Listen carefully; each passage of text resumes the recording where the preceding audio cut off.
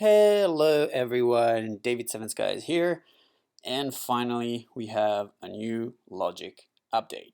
A few days ago, Apple released Logic X 10.3, which comes with a bunch of new features. Not crazy new feature, but there's a couple really cool ones, and it has a new redesign interface. The first thing you need to know about this update is that you must have the operating system OS X 10.11. I was on Yosemite, which was 10.5, and I had to update to Sierra. I was scared shitless. I made a video about it, but everything went pretty well. The computer still works fine. It's actually pretty fast. Everything works smooth. So yeah, pretty happy about it so far. Well, anyway, just so you know, if you want to update, you need to have at least OS X 10.11. So yeah, let's jump right in. It's like the second time that I open Logic 10.3, so I don't really know how it works. We see there's a different splash screen. It's gray. It used to be like bluish.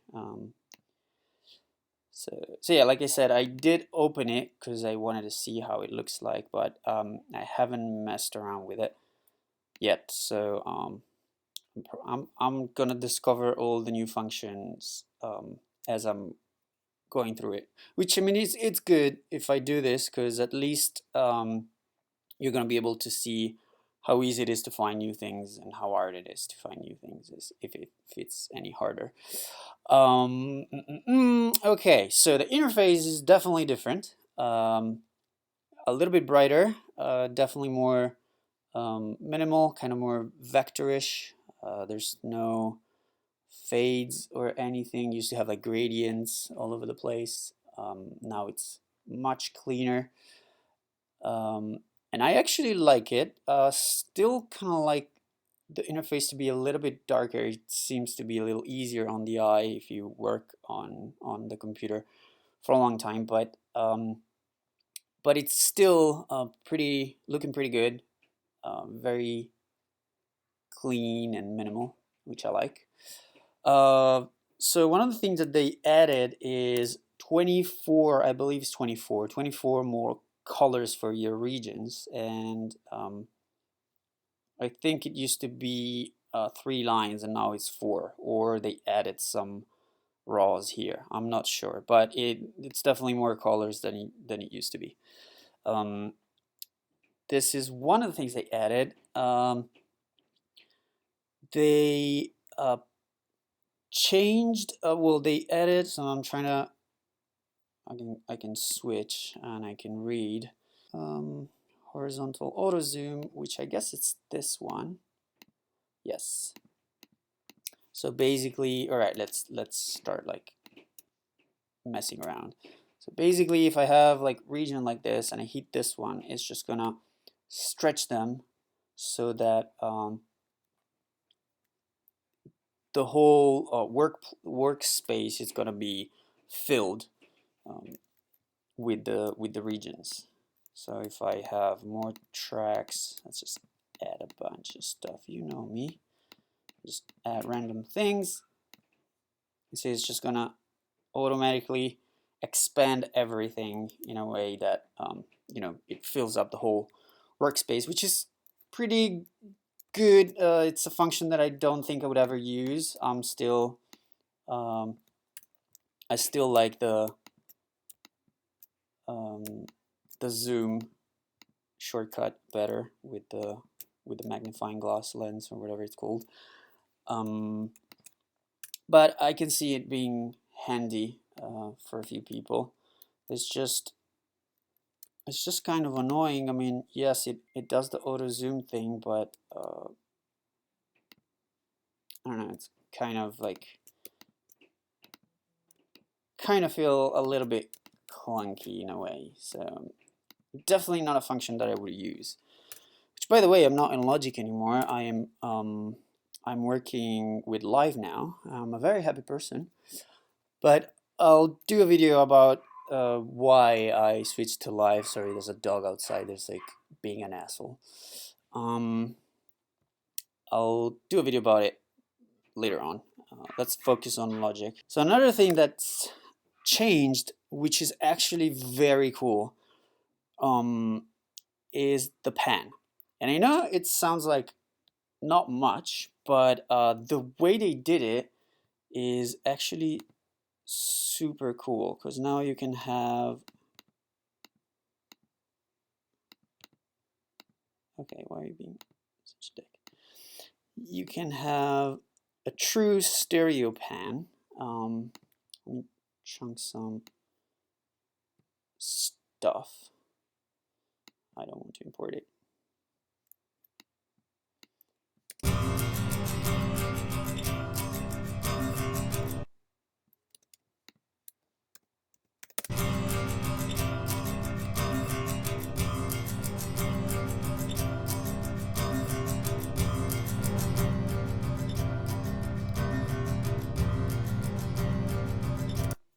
So basically, you can have a better control on your stereo image, which is super cool. And I think this is one of the things that Logic sort of missed for the longest time.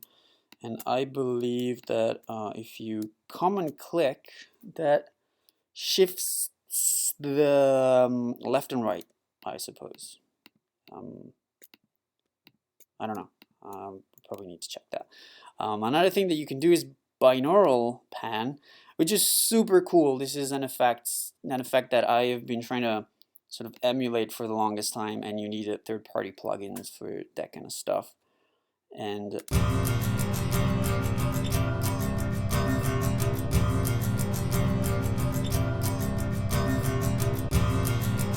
I'm not sure you can hear. It all depends on the compression that YouTube is going to apply, but basically it sort of make it sound like it's behind you. You can sort of put it in a more 3D space. You can put the sound in a more 3D space, which is super cool, especially if you do like film stuff. It's kind of like Dolby, but like surround stuff, but not really. As you can see, it doesn't use 5 outputs, which usually does if you in the previous setting, in the previous Logic, you would have like an actual surround master, which now you don't have. So I don't think it's it's the same thing, unless they just wanted to make it a little simpler.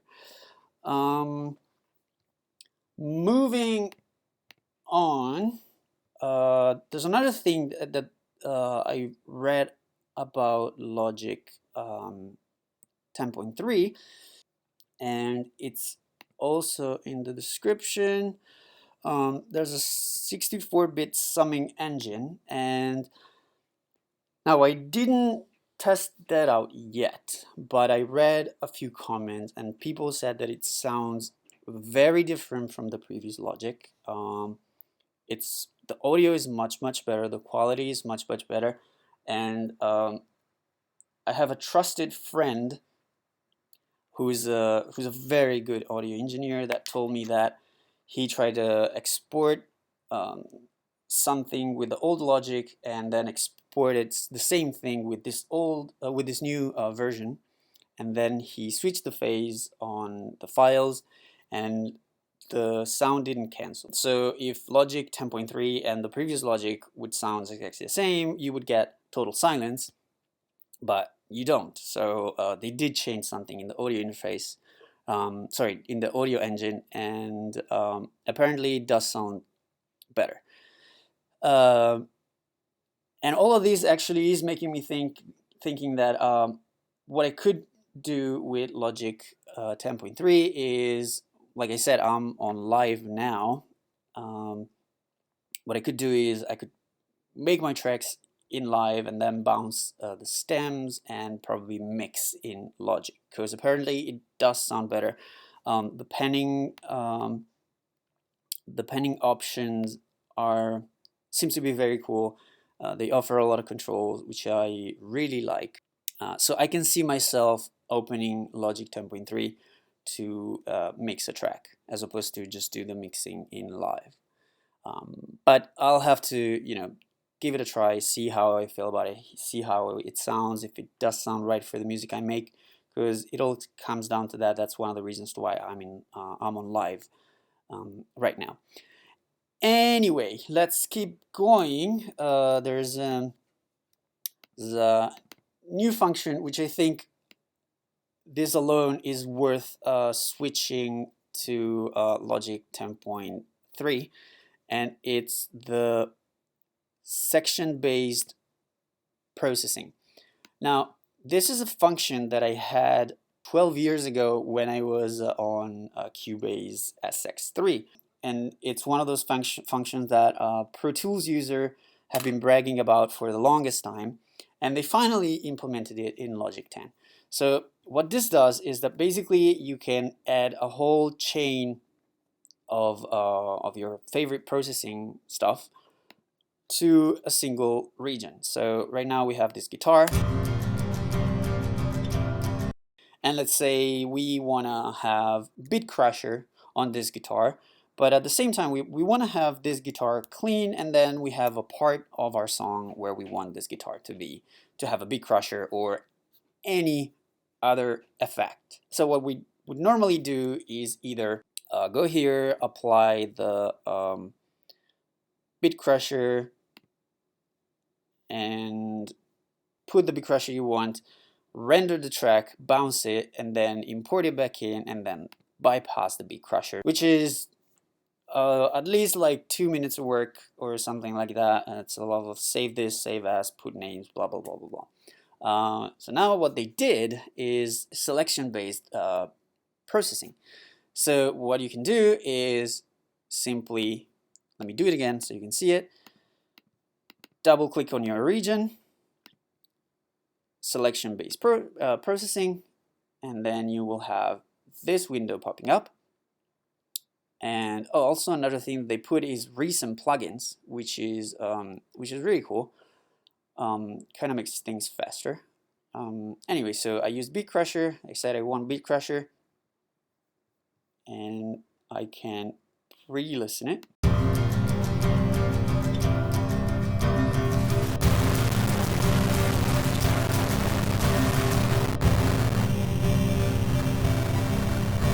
Alright, so this is the effects that I want, and now I can either hit apply, or I can be like, I wonder how it sounds with the same Beat Crusher but with more downsampling.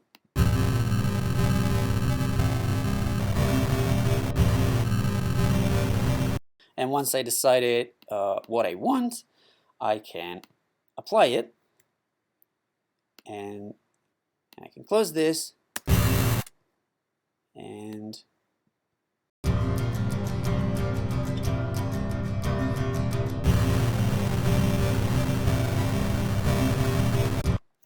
this is really cool. As you can see, it's super fast, works really good. Another thing that you can do with this whole thing is that you have already some chain effects preset already done, or you can make your own and you can save it. I think it's by going here, and you can save your channel strip settings. It's definitely, I would say, the only reason I would update to Logic. I mean, not the only reason, but definitely the function that would sell the update to me. Like I said, I've used the hell out of it when I was using Cubase. It's definitely a super handy function. Trust me on that.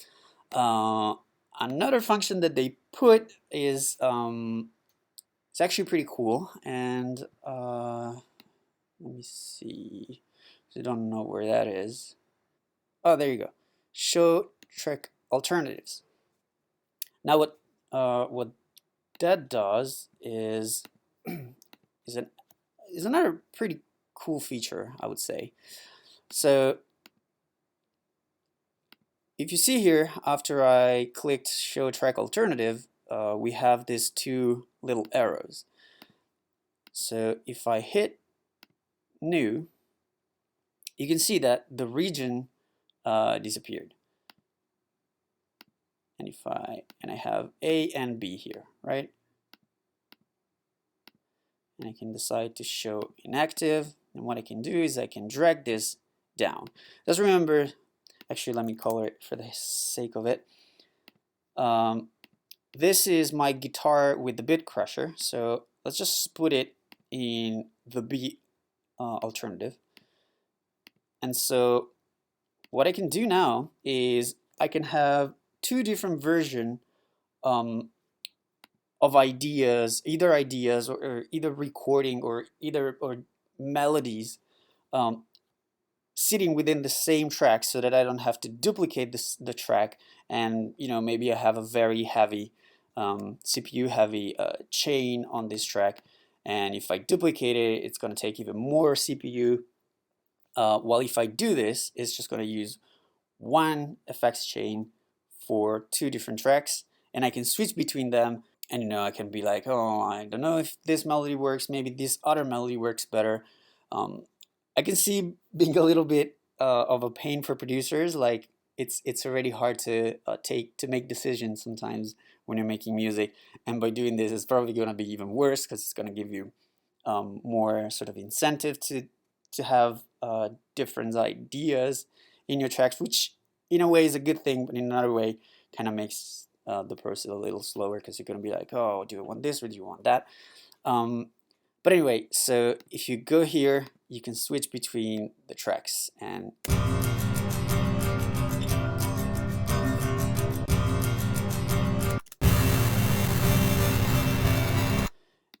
the same thing you can do with MIDI regions. So let's open Serum, for example.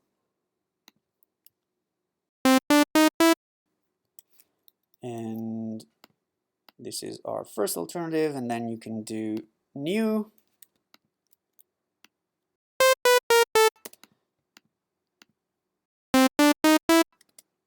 And you can switch between them. Okay, what else? Let's see. Apply fades across multiple region at a time. I think this. Oh, and oh, by the way, like I just did, you can just drag the different regions from alternative track to another. So it's pretty handy. So you can now do, okay, that's pretty cool. You can put fades across all selected regions. So I wonder if it's on different tracks as well. So if I have all these tracks, these regions selected, and I apply a fade,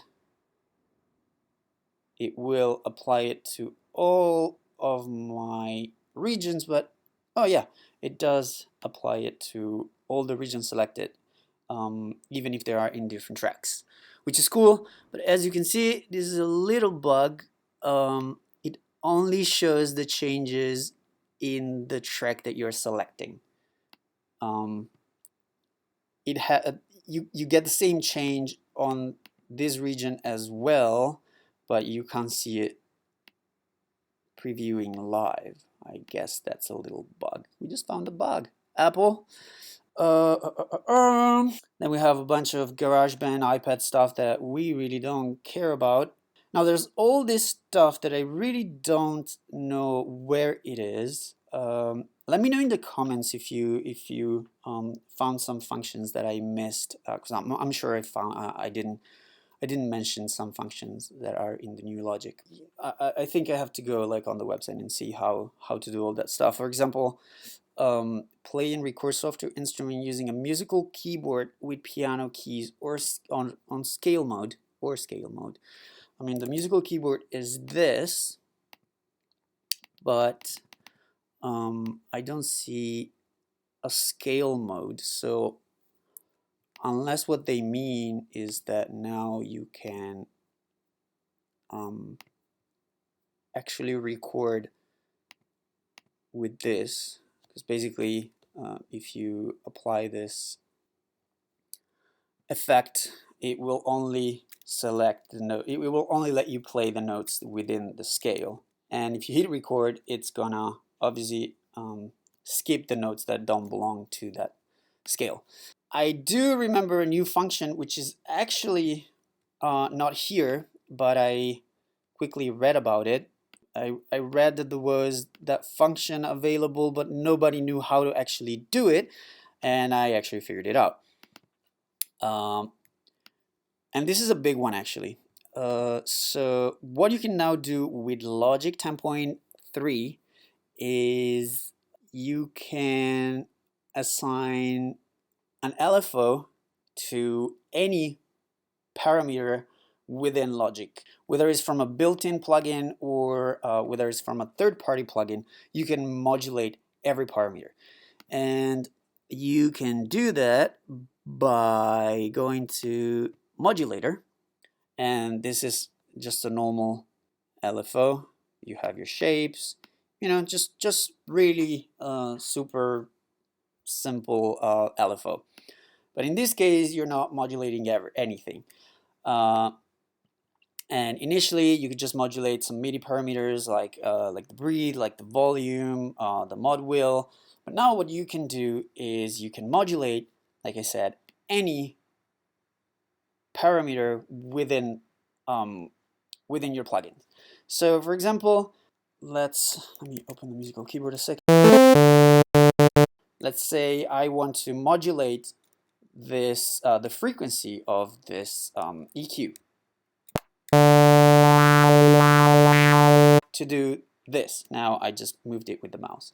What I can do is I simply touch the parameter that I want, and I go here, and it will say, actually, sorry, I have to go here first, learn plugin parameter, or parameter.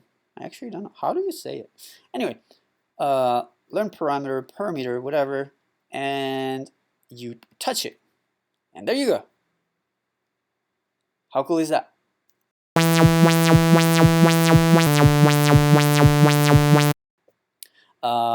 What you can also do is set the output so it will move less. You can set the offset, so so you can have it more towards the 500, or if you want more towards the 5Ks, or if you want it more towards the 100s.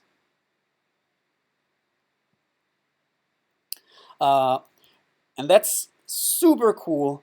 The only problem is that sadly you can only use it with a single parameter. You can't assign, for example, another band to it and move two bands at the same time. You can only do it with one band. And judging by the how hard my Mac fan is starting to spin, it's also probably a very heavy operation for the computer to do. So I guess if you do it to too many parameters at the same time, it might be very, very heavy for the computer to handle. Okay, so I think this is it. I hope I covered everything, or I hope I at least covered like the major stuff that's been updated in Logic 10. Let me know if you're gonna do the switch. Also, let me know if you found some new functions that I didn't find in this video. And yeah, I'm looking forward to know what you think about Logic 10.3 and the classic YouTube ending. Hit like and subscribe if you haven't subscribed yet. New videos coming soon, and it's probably going to be something about why I switched to live from Logic 10. But that's it for now from me, David 7skies. See you next time, and bye bye.